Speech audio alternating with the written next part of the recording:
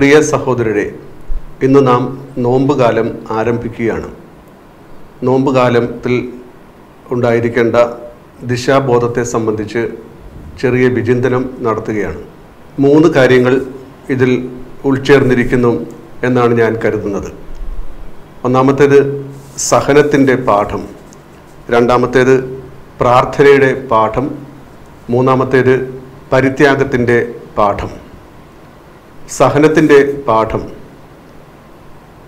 നോമ്പിലെ ദിവസങ്ങളിൽ നാം കർത്താവിൻ്റെ പീഡാസഹനത്തെക്കുറിച്ച് ധ്യാനിക്കുന്നുണ്ട്. നാം നടത്തുന്ന കുരിശിൻ്റെ വഴി അതിൻ്റെ ലക്ഷണമാണല്ലോ. കുരിശിൻ്റെ വഴിയിൽ നാം കർത്താവ് പീഡകൾ സഹിച്ചതിനെ ഓർത്ത് ധ്യാനിക്കുകയും പ്രാർത്ഥിക്കുകയും ചെയ്യുന്നു. യഥാർത്ഥത്തിൽ ഈ സഹനത്തിൻ്റെ പാത മനസ്സിലാക്കുവാനായി ബുദ്ധിമുട്ടുണ്ട്. സഹനത്തെക്കുറിച്ച് സമവീക്ഷണ സുവിശേഷങ്ങളിൽ 3 പ്രാവശ്യം യേശു പ്രവചിക്കുന്നതായിട്ട് നമുക്ക് കേൾക്കാൻ സാധിക്കും. എന്നാൽ ഓരോ പ്രാവശ്യവും തൻ്റെ ശിഷ്യർക്ക് അതിൻ്റെ അർത്ഥം മനസ്സിലാക്കാൻ ബുദ്ധിമുട്ടുണ്ടായിരുന്നു. അത് ഉൾക്കൊള്ളുവാൻ അവർ വിസമ്മതിച്ചതായിട്ട് കാണാൻ സാധിക്കും. ഒന്നാമത്തെ പ്രാവശ്യം യേശു തൻ്റെ ശിഷ്യരോട് താൻ ആരാണെന്ന് ജനങ്ങൾ പറയുന്നു എന്നതിനെക്കുറിച്ച് ഉള്ള ചോദ്യം ഉന്നയിക്കും. കേസറിയ ഫിലിപ്പിയിൽ വെച്ച് അവർ പല ഉത്തരങ്ങളും പറഞ്ഞു. പിന്നീട് അവൻ ചോദിച്ചു, ഞാൻ ആരാണെന്നാണ് നിങ്ങൾ പറയുന്നത്? ഉത്തരമായിട്ട് ശിഷ്യപ്രമുഖൻ പത്രോസ് പറഞ്ഞു, നീ ജീവിക്കുന്ന ദൈവത്തിൻ്റെ പുത്രനായ മിശിഹ ആണെന്ന്. അത് ശരിയായിട്ടുള്ള ഉത്തരമാണെന്ന് യേശു സമ്മതിക്കുകയും ചെയ്തു. അതിനുശേഷം യേശു അവരോട് പറഞ്ഞു, നമ്മൾ പോകുന്നത് ജെറൂസലേമിലേക്കാണ്. അവിടെ ചെന്ന് കഴിയുമ്പോൾ ജനപ്രമാണികളും പ്രധാന പുരോഹിതരും തന്നെ പിടികൂടുമെന്നും അവർ തന്നെ വധിക്കുമെന്നും എന്നാൽ 3-ാം നാൾ ഉയർത്തെഴുന്നേൽക്കുമെന്നും പറഞ്ഞു. അക്കാര്യം ഈ സഹനത്തിൻ്റെ പാത അവർക്ക് ശരിയായി മനസ്സിലായില്ല. അതുകൊണ്ട് പത്രോസ് പറഞ്ഞു, ഇപ്രകാരം ഉള്ള ഒരു മിശിഹ നീ ആകരുത്. ഈ സഹനത്തിൻ്റെ പാത ഞങ്ങൾക്ക് ഇഷ്ടമുള്ളത് അല്ല എന്ന്. എന്നാൽ പത്രോസിനെ, സാത്താനെ നീ പുറകോട്ട് പോവുക എന്ന് പറഞ്ഞുകൊണ്ട് യേശു ആ വാദത്തെ തള്ളിക്കളയുന്നത് കാണാനായിട്ട് സാധിക്കും. അപ്പോൾ സഹനത്തിൻ്റെ പാത പത്രോസിനും കൂട്ടുകാർക്കും മനസ്സിലായില്ല. അതിനുശേഷം 2ാമത്തെ പീഡാനുഭവ പ്രവചനം.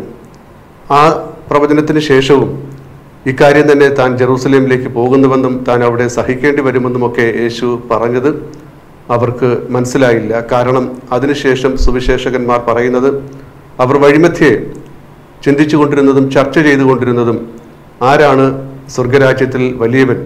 യേശു തൻ്റെ രാജ്യം സമാഗതമാക്കുമ്പോൾ അവിടെ വലിയവൻ ആരാണ് എന്നുള്ള ചോദ്യമാണ് അവർ ഉന്നയിച്ചുകൊണ്ടിരുന്നത്. 3-ാം പ്രാവശ്യം യേശു പറഞ്ഞു, നമ്മൾ പോകുന്നത് ജെറൂസലേമിലേക്കാണ്. പീഡാസഹനത്തെക്കുറിച്ചുള്ള പ്രവചനം. അതിനുശേഷമാണ് സെബദി പുത്രന്മാർ അവനോട് അഭ്യർത്ഥനയുമായിട്ട് വന്നത്. അതായത് തങ്ങളുടെ യേശു തൻ്റെ രാജ്യത്ത് പ്രവേശിക്കുമ്പോൾ ആ രാജ്യത്ത് ആയിരിക്കുമ്പോൾ തൻ്റെ വലത്തുവശത്തും ഇടത്തുവശത്തും ഇരിക്കാനുള്ള ആ കൃപ, അനുവാദം അവർക്ക് ഉണ്ടാകണമെന്ന്. എന്ന് പറഞ്ഞാൽ യേശു നേരത്തെ പറഞ്ഞ സഹനത്തിൻ്റെ പാത അവർക്ക് മനസ്സിലായില്ല എന്നും. എന്നാൽ യേശു അവരോട് ചോദിച്ചു, ഞാൻ മുങ്ങുവാൻ പോകുന്ന ജ്ഞാനസ്നാനം മുങ്ങുവാൻ നിങ്ങൾ തയ്യാറാണോ എന്ന്. ഉത്തരമായിട്ട് അവർ ഉറപ്പിച്ചു പറഞ്ഞു, ഞങ്ങളതിന് തയ്യാറാണെന്ന്. യേശു പിന്നീട് അത് സ്ഥിരീകരിച്ചും, നിങ്ങൾ ഈ ജ്ഞാനസ്നാനത്തിൽ പങ്കുചേരുന്നവർ ആയിത്തീരും.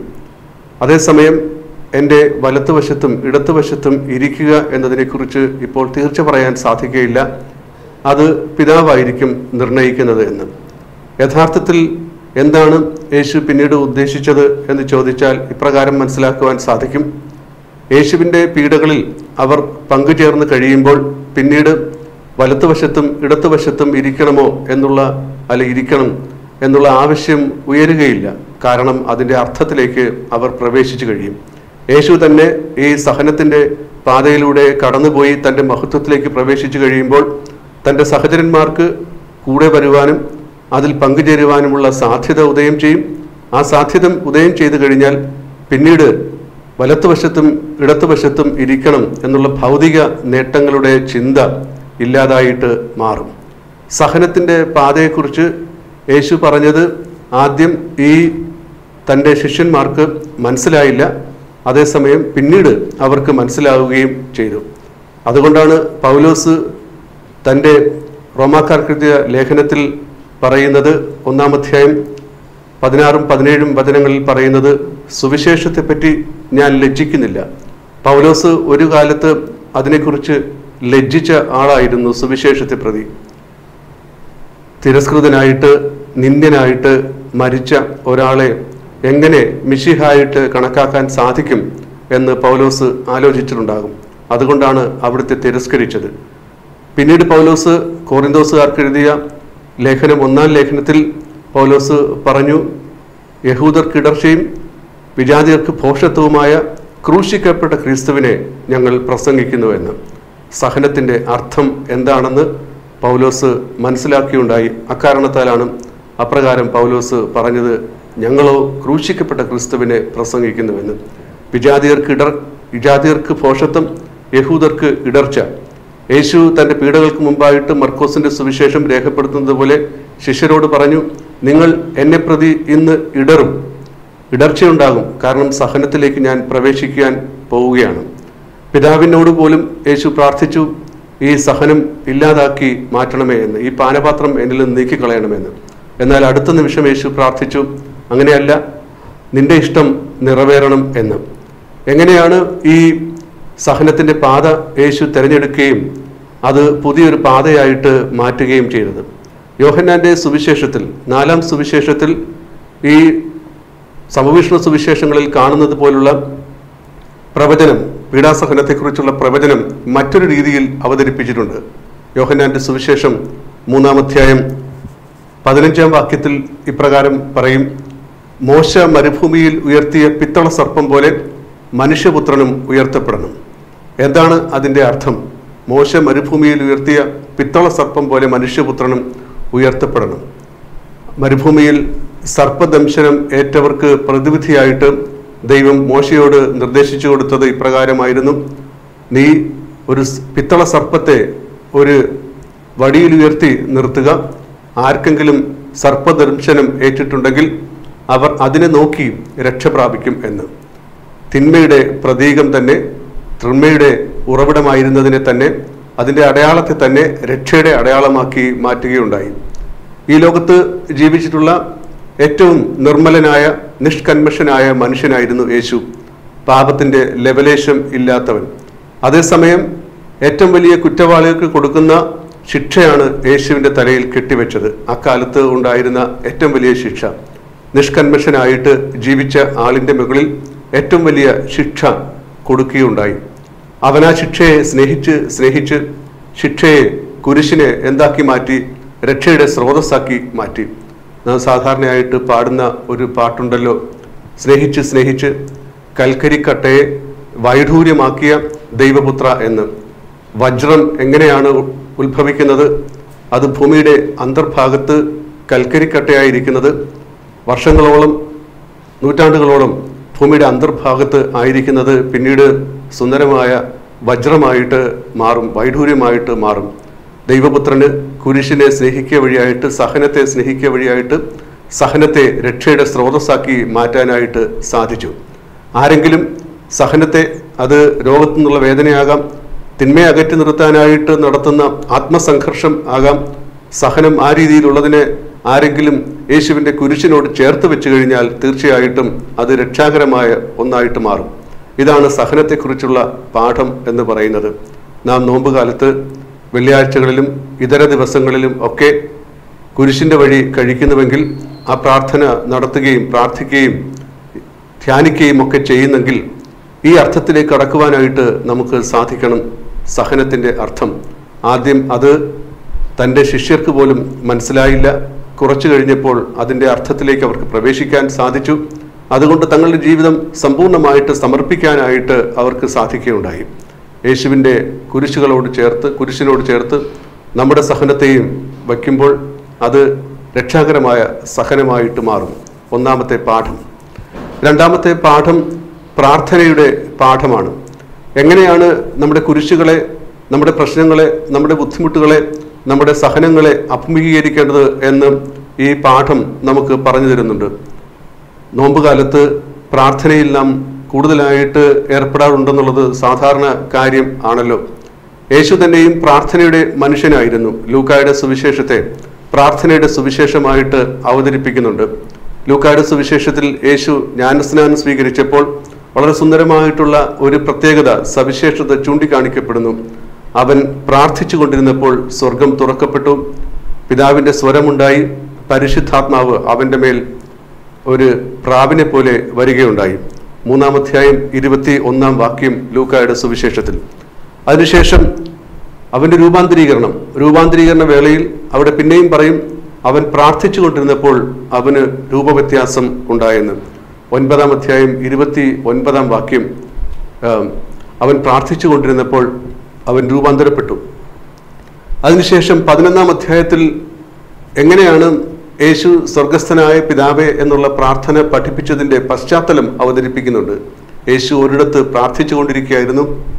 പ്രാർത്ഥന കഴിഞ്ഞപ്പോൾ ഒരു ശിഷ്യൻ വന്ന് അവനോട് പറഞ്ഞു ഇപ്രകാരം, യോഹന്നാൻ തൻ്റെ ശിഷ്യരെ പ്രാർത്ഥിക്കുവാൻ പഠിപ്പിച്ചതുപോലെ ഞങ്ങളെയും പ്രാർത്ഥിക്കുവാൻ പഠിപ്പിക്കണമേ എന്ന്. തൻ്റെ തീവ്രമായ ദുഃഖത്തിൻ്റെ വേളയിൽ യേശു പിതാവിനോട് പ്രാർത്ഥിച്ചു, പിതാവേ, ഈ പാനപാത്രം മാറിപ്പോകണം. ഗെത്സമേനയിലെ പ്രാർത്ഥന. അതിനുശേഷം അവൻ തുടർന്ന് പ്രാർത്ഥിച്ചു, എൻ്റെ ഇഷ്ടമല്ല അങ്ങയുടെ ഇഷ്ടം നിറവേറണം എന്ന്. ജ്ഞാനസ്നാനത്തിൽ പ്രാർത്ഥന, യേശുവിൻ്റെ പ്രാർത്ഥന സ്വർഗം തുറക്കുന്നതായിരുന്നു. ത്രിയേക ദൈവത്തിൻ്റെ സംഗമമായിരുന്നു അവിടെ നടന്നത്. അവൻ രൂപാന്തരപ്പെട്ടപ്പോൾ രൂപാന്തരപ്പെടാൻ കാരണം അവൻ്റെ പ്രാർത്ഥനയായിരുന്നു. അവൻ പ്രാർത്ഥിച്ചു കൊണ്ടിരുന്നപ്പോൾ അതൊരു മാതൃകയായി സ്വീകരിച്ചുകൊണ്ട് ശിഷ്യർ അവനോട് പറഞ്ഞു, ഞങ്ങളെയും പ്രാർത്ഥിക്കുവാൻ പഠിപ്പിക്കണമേ എന്ന്. ഈ പാഠം നമുക്ക് ഉൾക്കൊള്ളാൻ ശ്രമിക്കാം. നമ്മുടെ സഹനത്തിൽ, നമ്മുടെ വേദനയിൽ, നമ്മുടെ പ്രശ്നങ്ങളിൽ, നമ്മുടെ ആത്മസംഘർഷങ്ങളിൽ, നന്മ ചെയ്യാനുള്ള നമ്മുടെ തീക്ഷ്ണമായ ആഗ്രഹത്തിൽ നിന്ന് ഉതിരുന്ന സഹനത്തിൽ ഒക്കെ അതിനെ രൂപാന്തരപ്പെടുത്തുവാൻ, അതിനെ ദൈവത്തിന് പ്രീതികരമാക്കി തീർക്കുവാൻ പ്രാർത്ഥനയുടെ നിമിഷങ്ങൾ നമുക്ക് ആവശ്യമാണ്. നോമ്പുകാലത്ത് അതൊരു പാഠമായിട്ട് നമുക്ക് സ്വീകരിക്കാം. 3-ാമത്തെ പാഠം പരിത്യാഗത്തിൻ്റെ പാഠമാണ്. ഇവിടെ 2 കാര്യങ്ങൾ ഉൾച്ചേർന്നിരിക്കുന്നു എന്ന് ഞാൻ കരുതുകയാണ്. 2 കാര്യങ്ങൾ എന്ന് പറയുന്നത്, നോമ്പിൻ്റെ ഭാവമായിട്ട് ഉപവാസത്തെയും ദാനധർമ്മത്തെയും നാം കണക്കാക്കാറുണ്ടല്ലോ. ഉപവാസത്തിന് തന്നെ ഈ ദാനധർമ്മവുമായിട്ട് ചേർത്ത് അതിനെ കാണാൻ സാധിക്കും. യെശയ്യാ പ്രവാചകൻ തൻ്റെ 58-ാം അധ്യായത്തിൽ എന്താണ് ഉപവാസം, പുതിയതായിട്ടുള്ള ഉപവാസം എന്താണെന്ന് ചൂണ്ടിക്കാണിക്കുന്നുണ്ട്. 58-ാം അധ്യായം എന്ന് പറയുന്നത് യെശയ്യാ പ്രവാചകന്റെ 3-ാമത്തെ പുസ്തകത്തിൽ നിന്നുള്ളതാണ്. അവർ വിപ്രവാസം കഴിഞ്ഞ് ജെറൂസലേമിൽ, പലസ്തീനയിൽ തിരിച്ചെത്തി.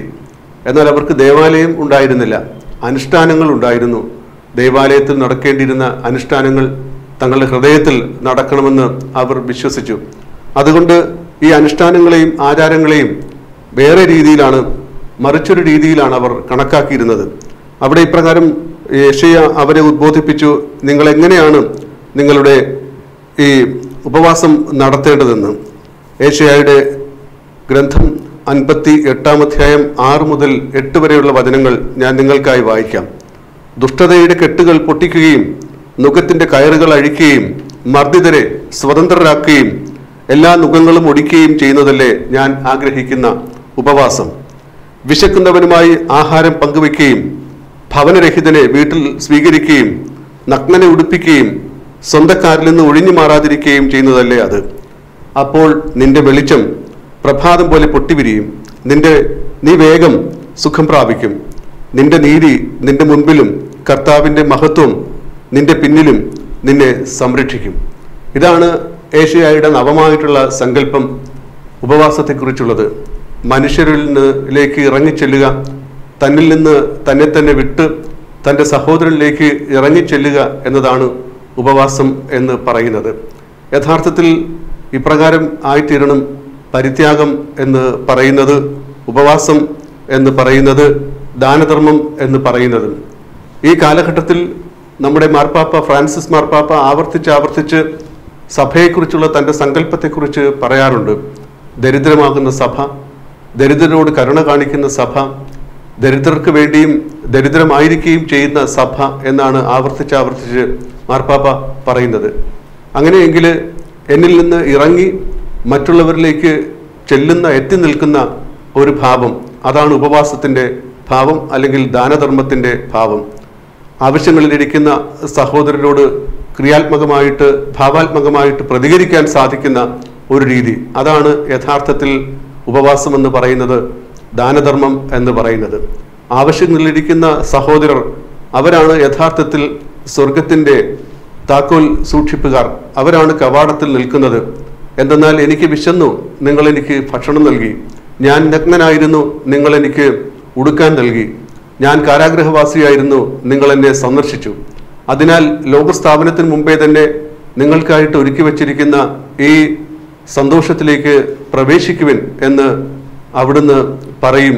നീതിമാനായിട്ടുള്ള ആ ന്യായാധിപൻ പറയും. അത് വളരെ സന്തോഷകരം ആയിരിക്കും. ഇവരാണ് സ്വർഗത്തിൻ്റെ വാതിൽപ്പടിയിൽ നിൽക്കുന്നവർ. അവർ കാരണമാണ് ഇവർക്ക് നമുക്ക് സ്വർഗത്തിലേക്ക് പ്രവേശിക്കാൻ ഇടവരുന്നത്. എത്രമാത്രം താല്പര്യപൂർവ്വം മനുഷ്യരോട് നാം പെരുമാറി എന്നതിൻ്റെ അടിസ്ഥാനത്തിലായിരിക്കും നാം സ്വർഗത്തിൽ പ്രവേശിക്കുക. നിങ്ങൾ ഓർക്കുന്നെങ്കിൽ മർക്കോസിൻ്റെ സുവിശേഷം 12-ാം അധ്യായത്തിൽ ഒരു നിയമജ്ഞൻ യേശുവിനോട് ചോദിച്ചു, ഗുരു, നിയമത്തിലെ ഏറ്റവും പ്രധാനപ്പെട്ട കൽപ്പന ഏതാണെന്ന്. യേശു ഉത്തരമായിട്ട് ഒരു കൽപ്പനയല്ല പറഞ്ഞത്, 2 കൽപ്പനകൾ പറഞ്ഞു. എന്താണ് അവിടുന്ന് പറഞ്ഞത്? നിന്റെ ദൈവമായ കർത്താവിനെ പൂർണ്ണ ഹൃദയത്തോടും പൂർണ്ണ ആത്മാവോടും പൂർണ്ണ മനസ്സോടും കൂടെ സ്നേഹിക്കണം. രണ്ടാമതൊരു കൽപ്പനയുണ്ട്, അത് ഇതിനോട് തുല്യമായിട്ടുള്ളതാണ്, ഒഴിച്ചുകൂടാൻ പറ്റാത്ത കൽപ്പന. നീ നിന്നെപ്പോലെ തന്നെ നിന്റെ അയൽക്കാരനെയും സ്നേഹിക്കുക എന്നത്.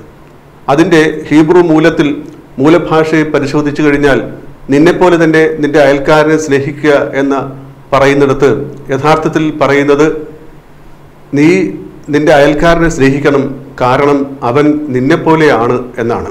നീ നിന്റെ അയൽക്കാരനെ സ്നേഹിക്കണം, കാരണം അവൻ നിന്നെപ്പോലെ ആണെന്ന്. എന്താണ് ഇതിൽ നിന്ന് ഉദ്ദേശിക്കുന്നത്? ഞാൻ എൻ്റെ കഴിവുകളെക്കുറിച്ചും എൻ്റെ മഹത്വത്തെക്കുറിച്ചും വർണ്ണിക്കാറുണ്ട്, അതിൽ ഞാൻ അഭിമാനിക്കാറുണ്ട്. അങ്ങനെയെങ്കിൽ നിന്റെ അയൽക്കാരൻ്റെ മഹത്വത്തെക്കുറിച്ചും അവരുടെ ബഹുമതികളെക്കുറിച്ചും കഴിവുകളെക്കുറിച്ചുമൊക്കെ നീ ആനന്ദിക്കണം, അതിൽ നീ സന്തോഷിക്കണം. മറ്റൊരു കാര്യം കൂടിയുണ്ട്. എന്താണ് നീ നിന്നെക്കുറിച്ച് തന്നെ ചെയ്യുന്നത്? നിനക്കുള്ള കുറവുകളെ നീ അനുഭാവപൂർവ്വമാണ് കാണുന്നത്. നന്മകളെക്കുറിച്ച് നീ മേനി പറയുമ്പോൾ നിന്റെ കുറവുകളെക്കുറിച്ച് നീ അനുഭാവപൂർവ്വം കാണുന്നു. അങ്ങനെയെങ്കിൽ അപ്രകാരം നിന്റെ സഹോദരനെക്കുറിച്ചും നീ കാണാൻ ബാധ്യസ്ഥനാണ്. ആ രീതിയിൽ ആയിത്തീരണം നിന്റെ പെരുമാറ്റം. നിന്റെ സഹോദരൻ്റെ നന്മകളെക്കുറിച്ച് പ്രശംസാപൂർവ്വം സംസാരിക്കുവാനും നിന്റെ സഹോദരൻ്റെ കുറവുകളെ ആ കുറവുകളെക്കുറിച്ച് അനുഭാവപൂർവ്വം പ്രവർത്തിക്കാനും നീ തയ്യാറാകണം. അപ്പോഴാണ് നീ ദൈവത്തെ ശുശ്രൂഷിക്കുകയും മനുഷ്യരെ ശുശ്രൂഷിക്കുകയും ചെയ്യുന്നത്. അങ്ങനെയാകുമ്പോൾ ഈ 3-ാമത്തെ പാഠം സമ്പൂർണ്ണമാകും. പരിത്യാഗത്തിൻ്റെ പാഠം, അത് ഉപവാസത്തിൻ്റെയും അതോടൊപ്പം തന്നെ ദാനധർമ്മത്തിൻ്റെയും പാഠമായിട്ട് മാറും. മറ്റു മനുഷ്യരെ കണക്കിലെടുക്കുന്ന ഒരു ജീവിതശൈലി നാം അവലംബിക്കുകയും ചെയ്യും. ഈ തപസ് കാലത്തിലെ ആചരണങ്ങൾ വഴിയായിട്ട് മേൽപ്പറഞ്ഞ ആഭിമുഖ്യങ്ങൾ സ്വീകരിക്കുവാനും തദനുസാരം നമ്മുടെ ജീവിതത്തെ ക്രമപ്പെടുത്തുവാനും ഇടവരുത്തട്ടെ എന്ന് പ്രാർത്ഥിക്കുകയും ആശംസിക്കുകയും ചെയ്യുന്നു. ദൈവം നമ്മെ ധാരാളമായി അനുഗ്രഹിക്കട്ടെ.